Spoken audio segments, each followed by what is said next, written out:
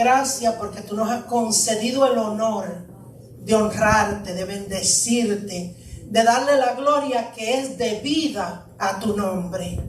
Te damos las gracias porque nos has permitido diezmar y ofrendar. Y nuevamente es de lo que hemos tomado de tus manos. Señor, pero ahora viene el tiempo de la palabra. Y yo te suplico, Espíritu de Dios, que seas tú hablando por mi boca, pensando por mi mente. Yo te ruego, Espíritu de Dios, que tú no le permitas a Satanás comerse la semilla que tú vas a sembrar hoy en nuestros corazones. Llevamos todo pensamiento cautivo a la obediencia de Cristo. Declaramos que donde el Espíritu de Dios está, hay libertad. Prospera tu palabra en nuestros corazones. Te lo pedimos en el nombre de Jesús, Padre, y lo hacemos dándote gracias. Amén. Amen.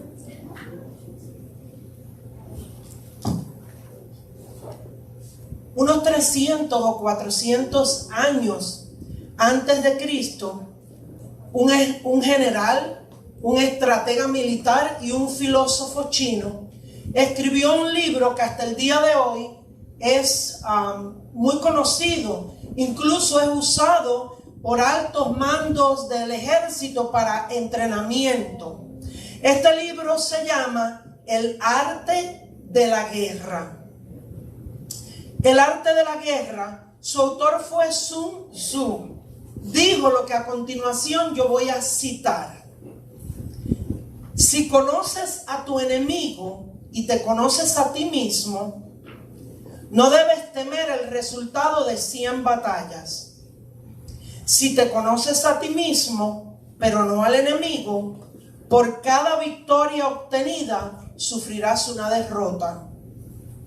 Si no sabes nada, ni del enemigo, ni de ti mismo, sucumbirás en todas las batallas. Mediten eso un momentito. Nosotros necesitamos conocernos a nosotros mismos. Y nosotros necesitamos conocer a nuestro enemigo para poder prevalecer en la batalla, para poder ser victoriosos en la guerra. Hay una frase en latín que yo estoy segura que usted la ha escuchado. Es muy usada en el mundo de las investigaciones criminales. Modus operandi. Su abreviatura es MO. Y para aquellos que les gusta ver shows de policiales, de detectives, the MO. Usted ve que están haciendo una investigación y hablan. ¿Qué es el MO, el modus operandi?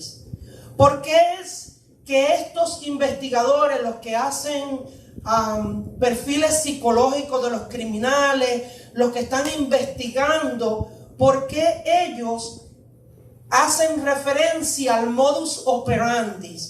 Porque para ellos poder no solo capturar al criminal, descubrir a qué otros crímenes él pueda estar vinculado.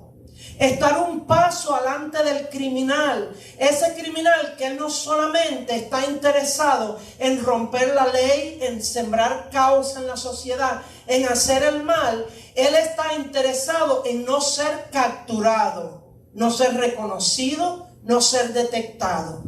De ahí vienen estos hombres que hacen un perfil criminal, evaluaciones psicológicas, que estudian estos crímenes y comienzan a ver cómo opera este individuo. De igual manera, haciendo esos estudios minuciosos, usted y yo tenemos que reconocer que como cristianos nosotros estamos en una guerra. Es una guerra que no es opcional. A usted no le preguntaron si quiere ir a la guerra y a usted no le dan la alternativa de darle la baja de este ejército. El ejército de Jehová de los ejércitos. No hay nada que usted pueda usar como excusa para que a usted le den un honorable discharge, le den una retirada honrosa de la guerra y digan, no, pues esta cristiana, este cristiano se entiende, se justifica y no va a participar de esta guerra. No, todos indistintamente de los años que llevemos en el Señor, de lo mucho que oramos o lo poco que oramos, del conocimiento bíblico que tenemos o en la falta del mismo, si estamos desempeñando un ministerio o si no lo estamos desempeñando, estamos en una guerra. Todos nosotros tenemos dos enemigos. El primer enemigo somos nosotros mismos. De ahí la importancia de conocernos a nosotros mismos. La Biblia se refiere a esto, a nuestra carne. Pero hoy no vamos a hablar de nuestra carne. Vamos a hablar de nuestro otro enemigo. Para hacer un mejor uso del tiempo, la mayoría de los textos bíblicos yo los escribí. Y solamente 2 de ellos, si no me traiciona mi memoria, los voy a buscar en la Biblia. Pero usted siéntase libre de irlo a buscar en su Biblia. Apocalipsis 12:9 dice lo siguiente: y fue lanzado fuera el gran dragón, la serpiente antigua, que se llama Diablo, y Satanás, el cual engaña al mundo entero. Fue arrojado a la tierra y sus ángeles fueron arrojados con él. Nos vamos a centrar en este versículo bíblico en el estudio de 2 palabras. Lo que vamos a tratar en esta tarde es los nombres a los cuales la Biblia hace referencia de este enemigo. El primer nombre que le da es el diablo. Diablo significa el calumniador, el acusador falso, el difamador.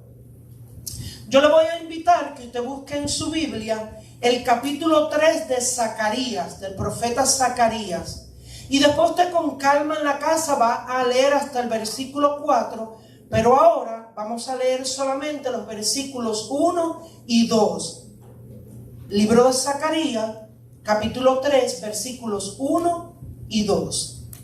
Me mostró al sumo sacerdote Josué, el cual estaba delante del ángel de Jehová, y Satanás estaba a su derecha para acusarle. Y dijo Jehová a Satanás: Jehová te reprenda, oh Satanás. Jehová, que ha escogido a Jerusalén, te reprenda. ¿No es este un tizón arrebatado del incendio? Contrario a lo que la ley dada por el Señor establecía, las vestiduras de Josué no estaban limpias. Los sacerdotes, para presentarse delante del Señor a ministrar, se requería de ellos que hicieran ciertos ritos, se lavaran sus manos, se lavaran sus pies, hicieron un examen minucioso de sus vestiduras y se presentaran delante del Señor con vestiduras limpias. Pero aquí vemos un cuadro que nos enseña el profeta Zacarías, donde se presenta Josué, el que en aquel entonces era el sumo sacerdote, y lejos de tener sus vestiduras limpias, dice que sus vestiduras eran viles, sus vestiduras estaban manchadas.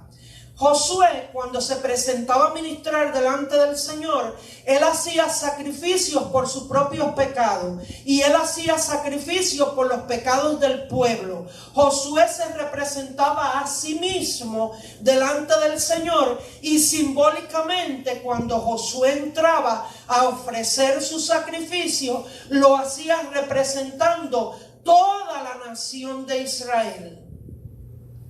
Y aquí nos dice el profeta Zacarías que las vestiduras de Josué no estaban limpias y el acusador no perdió oportunidad y va delante del Señor a acusarlo. Y mire qué interesante lo que pasa. Dice que Jehová mismo reprende a Satanás y le dice a Satanás que Josué ha sido un tizón sacado de su ira, sacado de los juicios. ¿Por qué razón? A causa de los sacrificios que se ofrecían. Y yo leo en esta tarde, ¿quién acusará a los escogidos de Dios? Dios es el que justifica. ¿Quién es el que condenará? Cristo es el que murió, más aún, el que también resucitó, el que además está a la diestra de Dios, el que también intercede por nosotros. En ningún momento, mis hermanos, yo pretendo hacer una apología por el pecado. La Biblia es categórica. La paga del pecado es la muerte. Pero esa misma Biblia que nos dice que la paga del pecado es la muerte, nos dice que Jesús, siendo nosotros aún pecadores, dio su vida por nosotros. Nos rescató de nuestra vana manera de vivir. Vana manera de vivir usted lo puede cambiar de nuestros pecados, de nuestras conductas inmorales, de aquello que éramos y hacíamos antes de venir al Señor. En ningún momento yo hago una apología al pecado.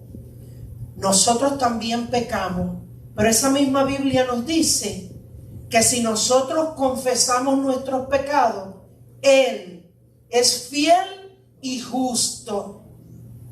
Y a mí me llama la atención que no solamente dice de Dios que es fiel, y cómo ha sido Dios fiel con nosotros. Nos dice que es justo.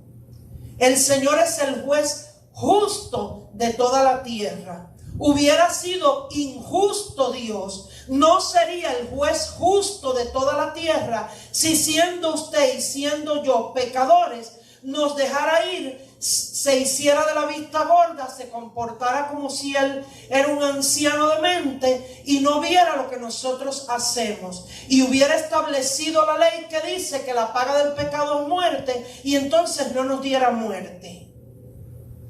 Pero para poder hacer justicia conforme a su carácter, el juicio que usted y yo merecíamos lo puso sobre Cristo en la cruz del Calvario. Y cada vez que usted peca y se arrepiente, Dios lo limpia de pecado y le pone la justicia de Cristo. En otras palabras, si usted se termina leyendo esa visión que tuvo el profeta Zacarías, usted ve que piden que a Josué le quiten sus vestiduras viles y le pongan vestiduras santas. Y no solamente le quiten sus vestiduras, le pongan un recordatorio en su frente: santidad a Jehová. Porque el que ha nacido de nuevo no vive en el pecado. Como nos decía el Señor durante el devocional, no permanece en el pecado. Amados, hemos nacido de nuevo. El Espíritu de Dios nos da a cada uno de nosotros convicción de pecado. Cuando usted hace algo y se siente mal, ese es el Espíritu de Dios redarguyéndolo. Eso es una de las bendiciones más grandes que tiene un hombre o una mujer de Dios. Triste es el día que Dios lo entrega a usted o me entrega a mí a nuestro propio razonamiento y dice: haz como te plazca, no te voy a decir más nada. Eso sí es triste, pero el Espíritu de Dios nos da convicción de pecado para guiarnos a arrepentimiento. El enemigo, de quien vamos a hablar hoy para que usted y yo lo conozcamos un poquito mejor, no nos da convicción para arrepentimiento. Nos hace caer en condenación. No sirves, no vales. ¡Qué vergüenza! No debes ir al servicio. No te atrevas a alzar las manos. No te atrevas a sentarte al frente. Tú estás sucio. Cuando usted peca, usted debe correr a su Señor. Amén. Usted no es más culpable ahora que antes de conocerlo a Él. Y antes de usted haberse decidido por Él y haber comenzado a leer la Biblia y a congregarse, ya Dios le amaba y ya Dios había por usted individualmente y por mí entregado a Jesús. Tanto así que la Biblia dice que Él es el Cordero de Dios que quita el pecado del mundo y que fue sacrificado desde antes que se hiciera el mundo. Ya en los cielos eso había pasado. Ya eso era una realidad para Dios. No viva en condenación.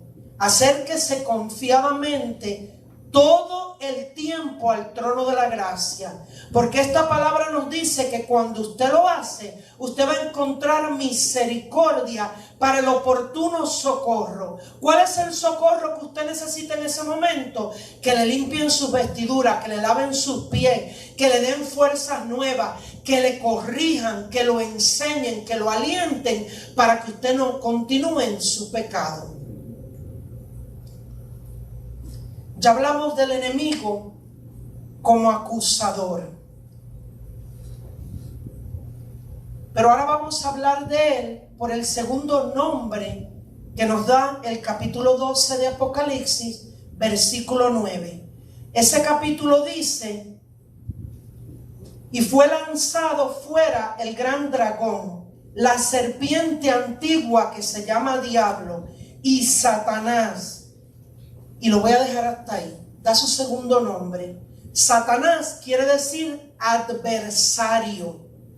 Uno que se opone a otro en propósito o en acciones. Le voy a leer, y si usted lo quiere anotar o lo quiere buscar, Primera de Tesalonicenses, capítulo 2, versículo 18. ¿Qué tenemos en este versículo? Encontramos al apóstol Pablo escribiéndole una carta a los creyentes en Tesalónica. Y mira lo que el apóstol Pablo le dice a los creyentes: por lo cual quisimos ir a vosotros, yo Pablo ciertamente, una y otra vez, pero Satanás nos estorbó. Pablo sentía la necesidad de ir a Tesalónica a afirmar a los hermanos, a abrazar a los hermanos, a tener comunión con los hermanos, a enseñar a los hermanos. Y aunque muchas veces se propuso ir a Tesalónica, Pablo dice que Satanás se lo impidió, lo estorbó. Vamos a hacer una pausa. ¿De qué Pablo estamos nosotros hablando? Bueno, este es el mismo Pablo que el libro de los Hechos dice en el capítulo 19, y voy a leer un pedacito, una porción bíblica corta de ahí. Mire lo que dice la escritura de Pablo: que Dios hacía milagros extraordinarios por mano de Pablo, de tal manera que llevaban a los enfermos los paños o delantales de su cuerpo, y las enfermedades se iban de ellos, y los espíritus inmundos salían. Le estoy citando la Biblia textualmente. Mire qué clase de unción tenía el apóstol Pablo, que cuando tomaban una ropa que él había usado, un delantal, un trapo que había entrado en contacto con el cuerpo de Pablo, se lo llevaban a una persona enferma, a una persona endemoniada, y sin que tuvieran que ungirlo, reprender a nadie, la persona quedaba sana y el endemoniado quedaba libre. Entretenga ese pensamiento por un momentito. Este es el mismo Pablo que dijo que Satanás lo estorbó para él ir a Tesalónica. De este mismo Pablo dice el libro de los Hechos que se levantaron unos exorcistas ambulantes judíos y vieron unos hombres que estaban endemoniados, y a ellos se les ocurrió la genial idea de que ellos iban a libertar a esos endemoniados. Y dice que ellos invocaron el nombre de Jesús sobre los endemoniados. Y uno de los demonios le dijo lo siguiente: nosotros a Jesús conocemos y nosotros sabemos quién es Pablo. ¿Ustedes quiénes son? Y dice ese pasaje que ellos le cayeron encima, ese endemoniado le cayó encima a los 7 hijos de Seba y los envió desnudos y heridos. Mire, la desnudez no es otra cosa que vergüenza. Los avergonzó y los golpeó y no lo pudieron echar afuera. Porque el Señor me pidió que hiciera referencia a esto. A veces tus planes, hermano, y mis planes se ven frustrados. Y cuando tus planes y mis planes se ven frustrados, nosotros tendemos a preguntarnos, ¿por qué? ¿Qué pasa conmigo? ¿Qué yo no hice bien? ¿Qué me falta? ¿Por qué me he propuesto hacer esto una y otra vez y no he podido? Y el Señor me dijo que les dijera lo siguiente. El hecho de que tus planes sean frustrados por el enemigo no significa necesariamente que estás en desobediencia. El hecho de que tus planes hayan sido frustrados por el enemigo no quiere decir que tú no seas un siervo de Dios. Lo que quiere decir es que estamos en una guerra. Y esto es un toma y dame. Y hay batallas que usted las va a ganar y hay otras que usted las va a perder. ¿Cuáles el Señor decide que perdamos? Eso le toca al Señor. Lo que le toca a usted y lo que me toca a mí es no dudar de la soberanía de Dios. Por eso fue que Job dijo, Jehová dio y Jehová quitó. Sea bendito el nombre de Jehová. Amén. Usted y yo tenemos que descansar en la soberanía de Dios. Dios es el Rey del universo, de todo lo creado. No nos debe explicaciones a ninguno. Hay ocasiones en que le place darnos una explicación, pero si no nos las da, descanse, confíe en la soberanía de Dios. Dios es bueno, Dios es fiel, Dios es un juez justo.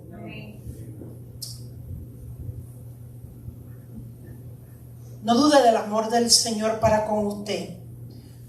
Conociendo a nuestro enemigo, nosotros necesitamos recordar que las pruebas, los procesos tienen fecha de caducidad, tienen fecha de límite. Yo le voy a leer, usted anote la cita, la puede buscar ahora o en su casa. Apocalipsis capítulo 2, el versículo 10. Apocalipsis capítulo 2, versículo 10 dice lo siguiente. No temas en nada lo que vas a padecer. Voy a volvérselo a leer. No temas en nada lo que vas a padecer. He aquí, el diablo echará a alguno de vosotros en la cárcel para que seáis probados. Y tendréis tribulación por 10 días. Sé fiel hasta la muerte y yo te daré la corona de la vida. Durante el devocional, no recuerdo si fue Consuelo o fue Margaret, que estaba haciendo alusión de que estamos atravesando diferentes cosas. La realidad es que yo no sé cuál es tu cárcel, hermano. Y tú no sabes cuál es mi cárcel. Pero el Señor va contigo a la cárcel. A esa cárcel que tú estás atravesando ahora. La última alabanza que cantamos hacía alusión a la unción que había en Daniel. Haga memoria cuando Daniel fue echado al foso de los leones. Mire, Daniel logró en el foso de los leones dormir, descansar y estar tranquilo. Y el rey en el palacio no durmió, no pegó un ojo en toda la noche. Y por la mañana le gritaba, Daniel, Daniel, yo no pude ni dormir. ¿Estás vivo? ¿Y cuáles fueron las palabras de Daniel? El Dios de quien yo soy, el Dios a quien yo le sirvo, en la cárcel le cerró la boca a los leones. Hay veces que usted y yo queremos ver maravillas, pero no queremos experimentar la cárcel. Queremos ser usados por Dios, pero no queremos atravesar la escuelita de la aflicción. Y hay cosas que no se aprenden de los libros. Yo no sé cuál es tu cárcel, hermano. Y yo tampoco sé cuándo se terminan tus 10 días.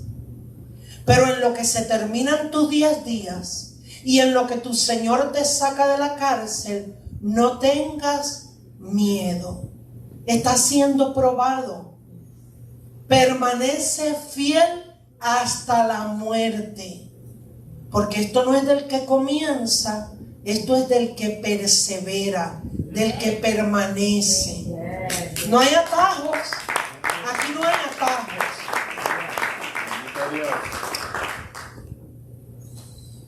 Voy a leer unos versículos en el Evangelio según San Mateo, capítulo 16, y le voy a dar lectura a los versículos del 21 al 24.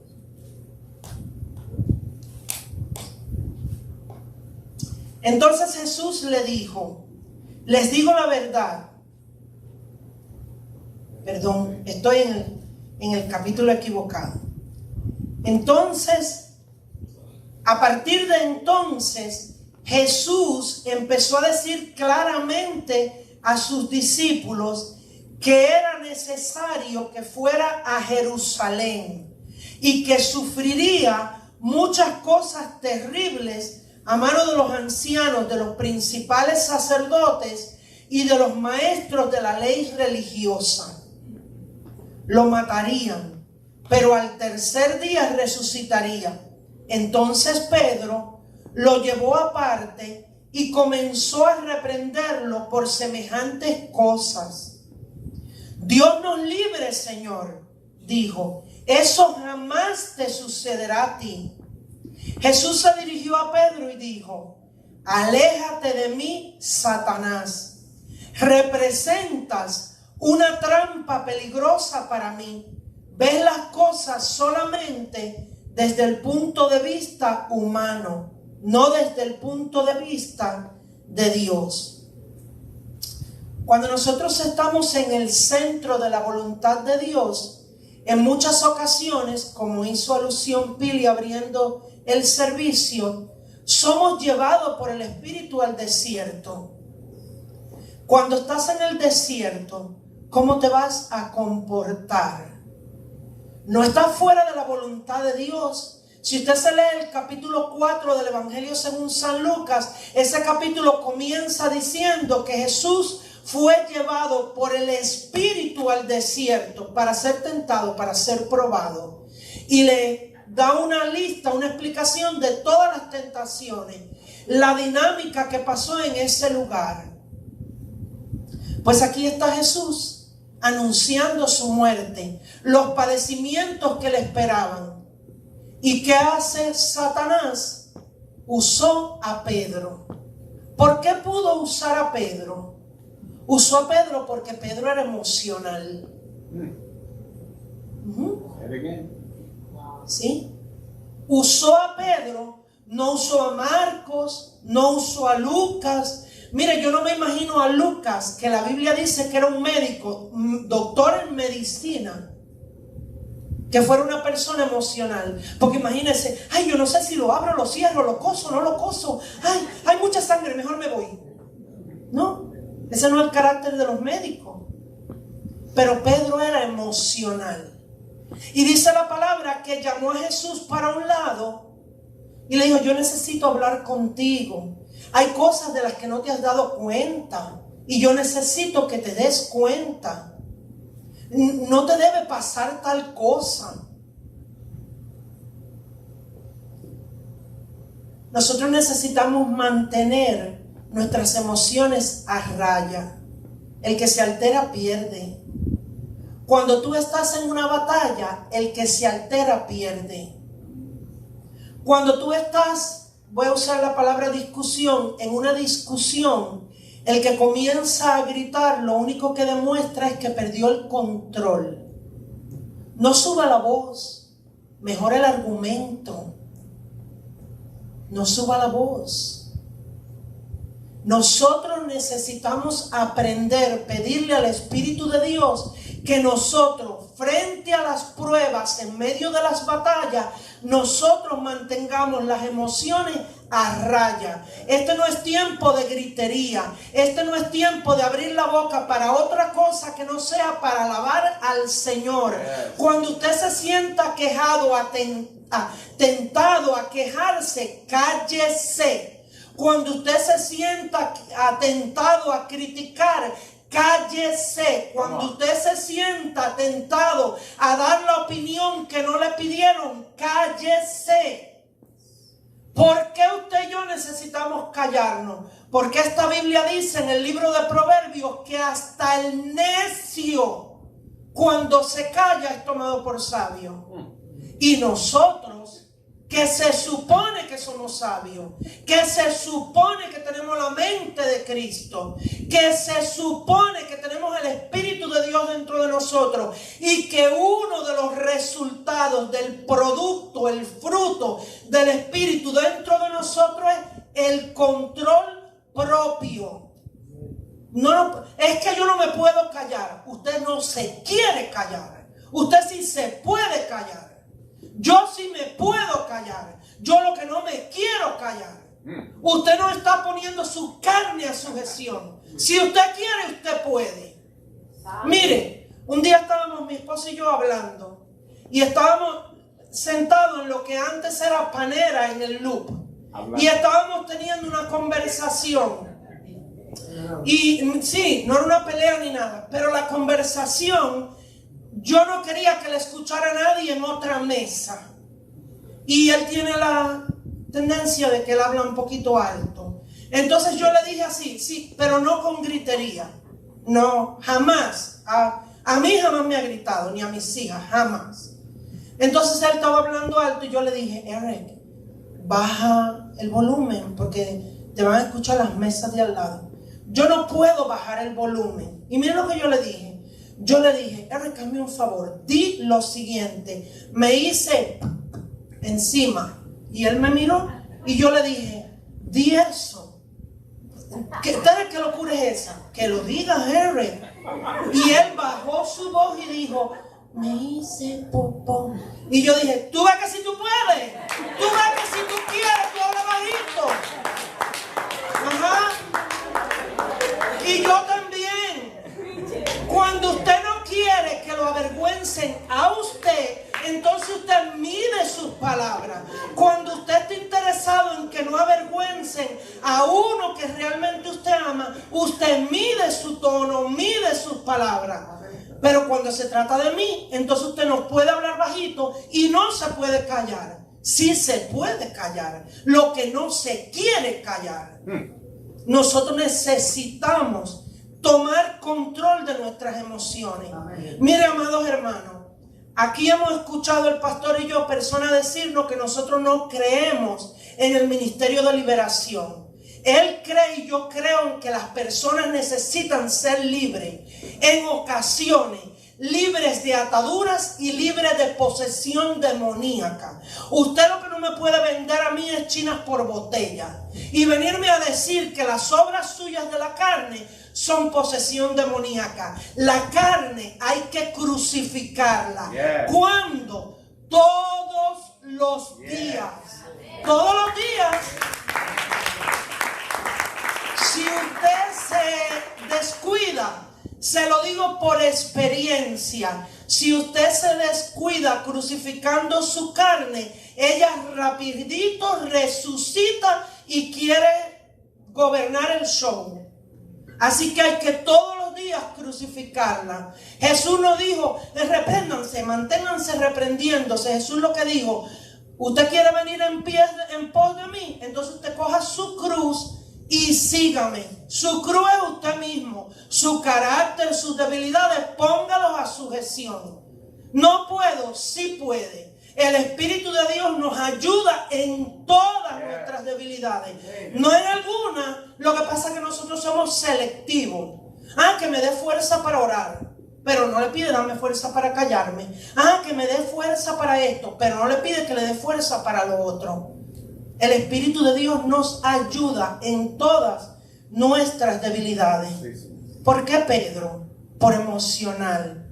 Porque la carne de Pedro tenía todavía mucho que decir en el asunto.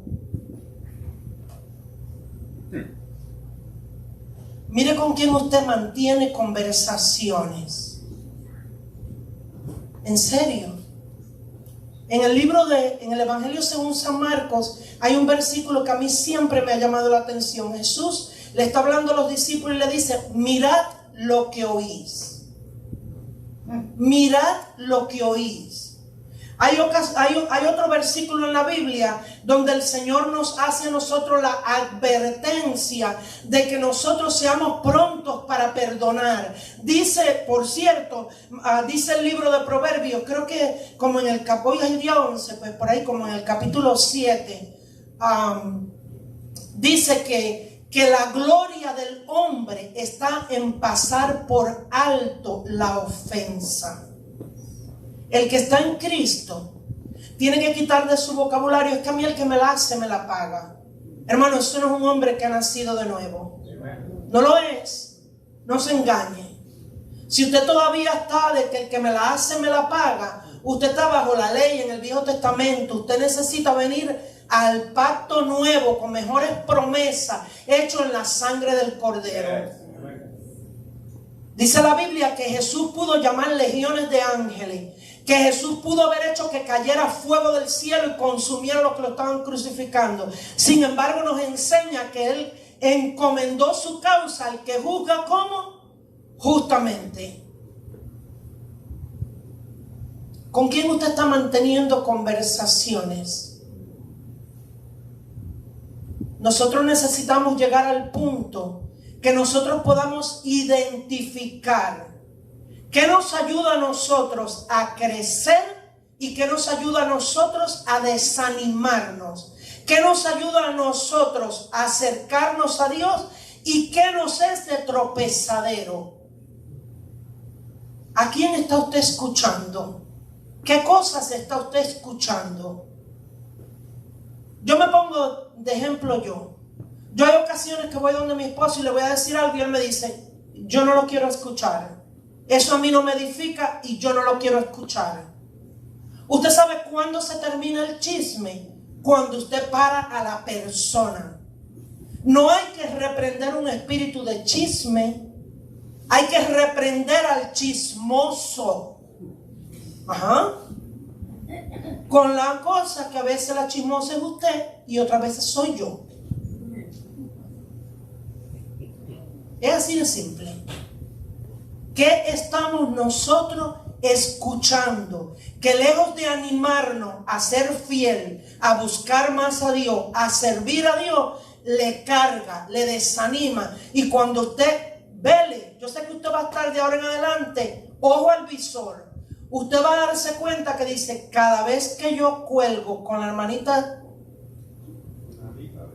tal, fulanita, gracias Josi, fulanita, I'm down. Tengo la cabeza así. Lo único que puedo ver es lo malo.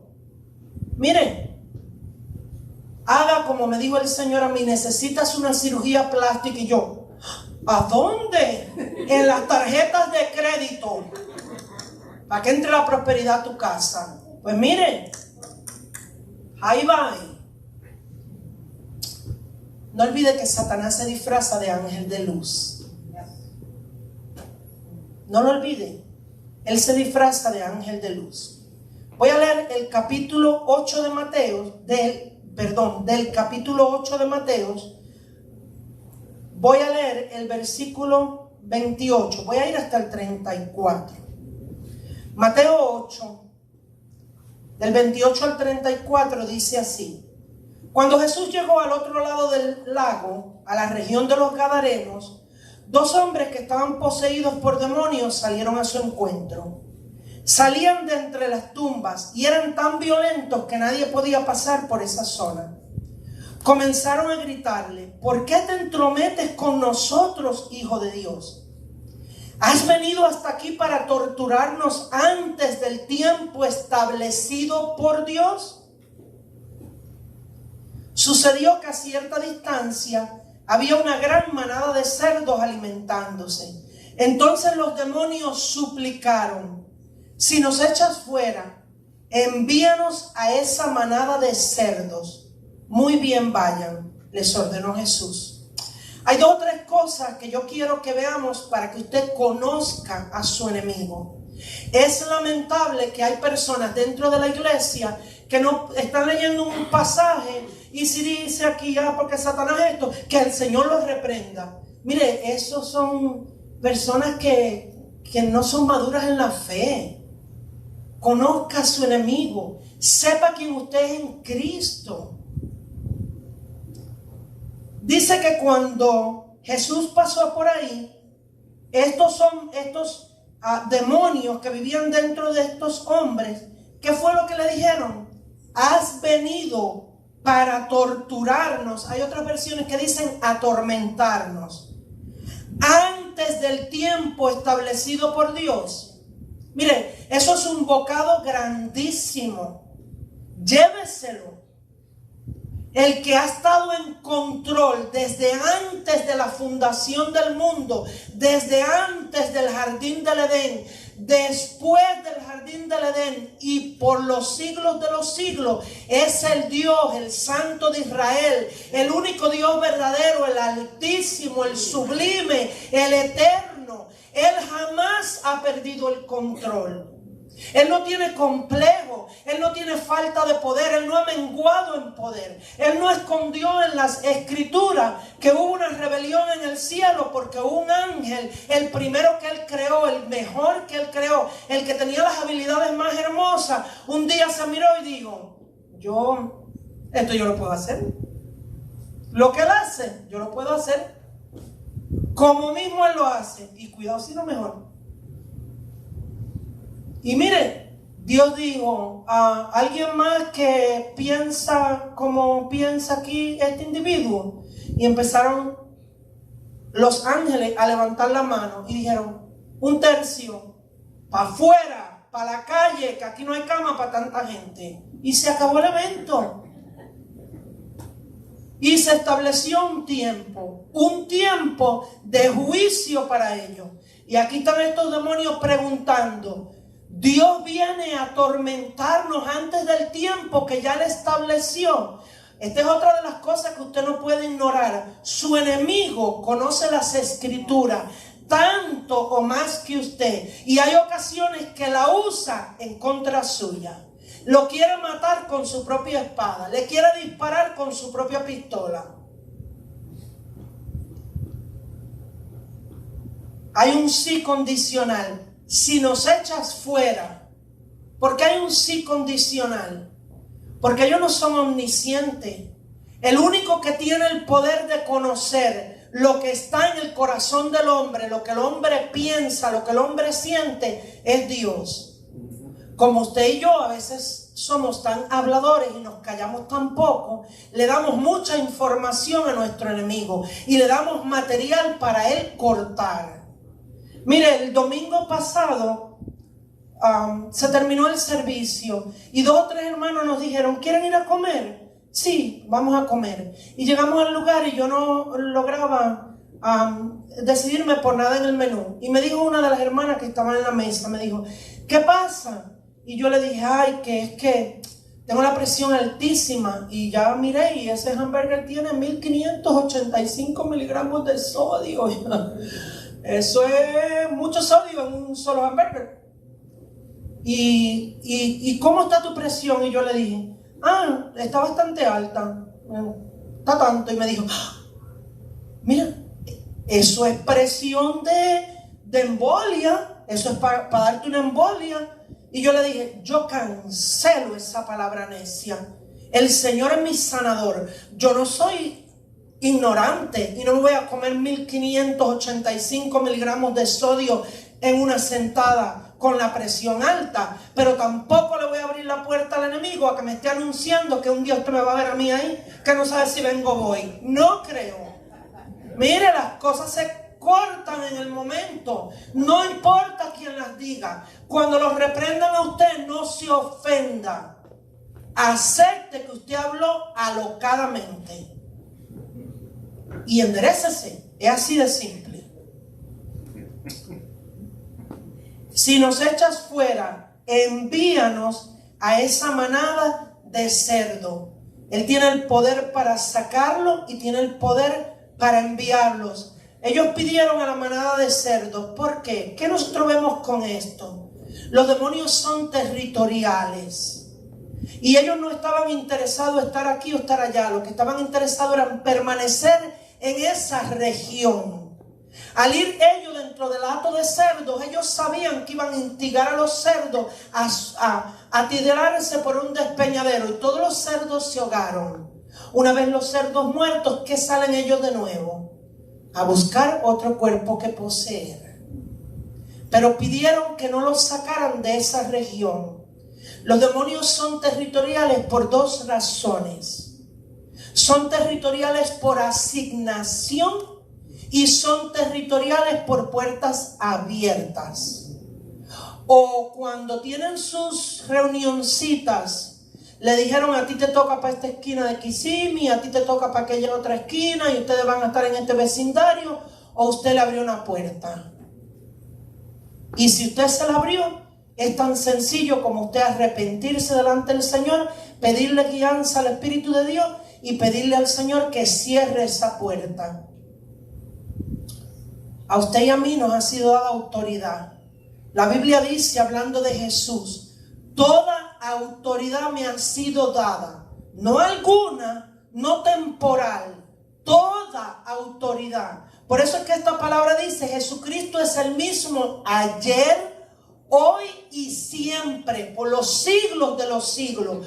Toda autoridad me ha sido dada en los cielos, en la tierra y debajo de la tierra. ¿Con qué autoridad se supone que usted y yo ministremos? Con la de Jesús. No es nunca por su fuerza, ni es por la mía. No es por sus oraciones, ni son por la mía. No es por sus ayunos, ni es por mis ayunos. Ay, pero el Señor no dijo que este género solamente sale con ayuno y oración. Porque cuando usted se mete en ayuno y oración, usted pone en orden su casa, usted crece en la fe, usted recibe dirección de Dios, usted recibe la estrategia que Dios va a usar en ese momento. Yes. Es así de simple.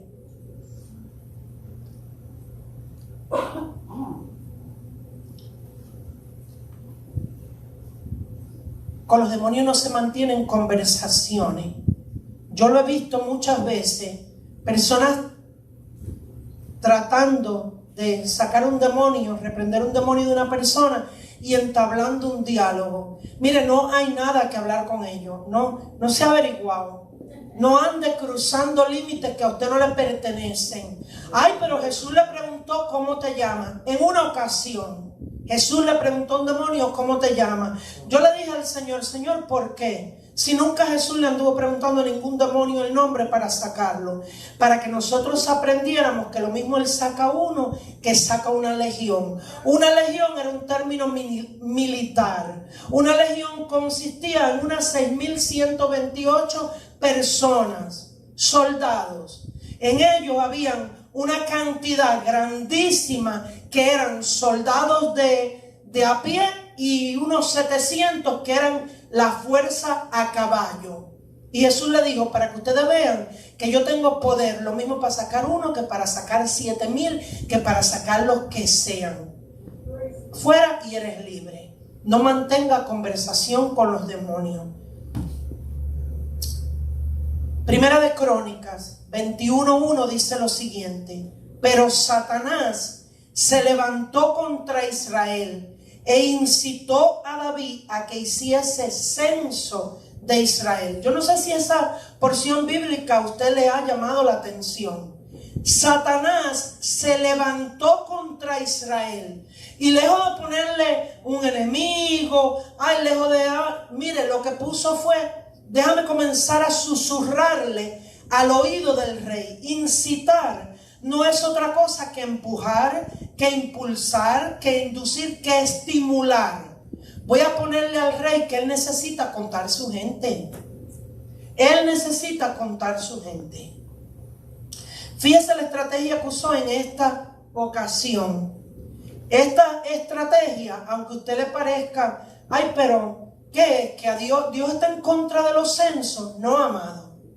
Hay ocasiones que la Biblia registra que Dios mandó a que se contara el pueblo, a que se hicieran censos con propósitos divinos.